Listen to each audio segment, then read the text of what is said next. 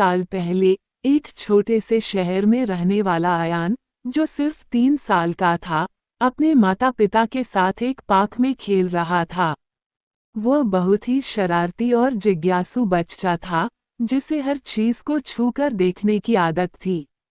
उसी दौरान एक चमकती हुई जादुई मकड़ी पेड़ से नीचे गिरी और अयान के हाथ पर काट लिया।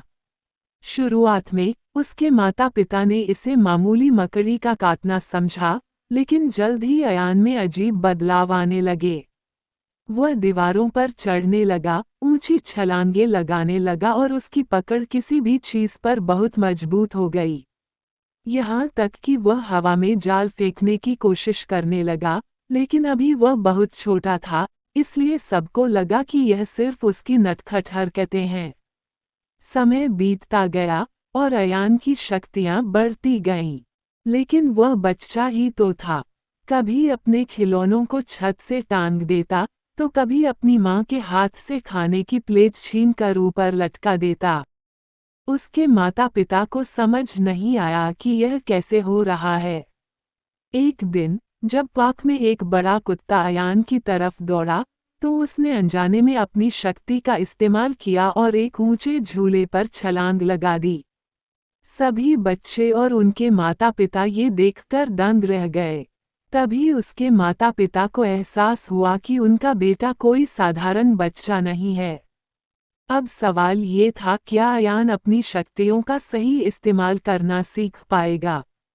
क्या वह बड़ा होकर असली स्पाइडरमैन बनेगा, या फिर उसकी शरारतें ही उसकी सबसे बड़ी परेशानी बन जाएंगी? अयान अब 3 साल का हो चुका था, लेकिन उसके अंदर की सुपर पावर्स धीरे धीरे और मजबूत हो रही थीं।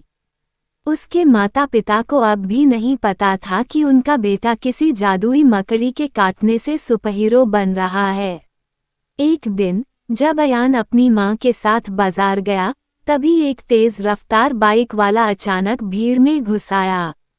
सभी लोग डर से इधर उधर भागने लगे, लेकिन अयान की स्पाइडर सेंस उसे पहले ही खतरे का अंदाजा दे चुकी थी।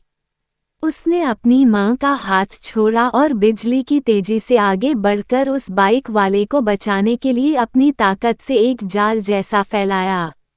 बाइक वाला रुक गया और कोई बड़ा हादसा होने से बच गया। अयान के माता पिता अब समझ चुके थे कि उनका बेटा कोई आम बच्चा नहीं है।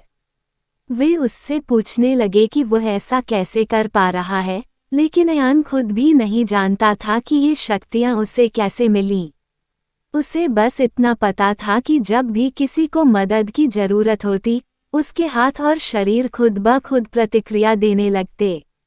अब अयान को ये समझ आ गया था कि उसकी शक्तियां सिर्फ खेलने के लिए नहीं हैं, बल्कि इनका सही इस्तेमाल करके वह दूसरों की मदद कर सकता है। मगर वह अभी बहुत छोटा था। क्या वह इन शक्तियों को ठीक से समझ पाएगा?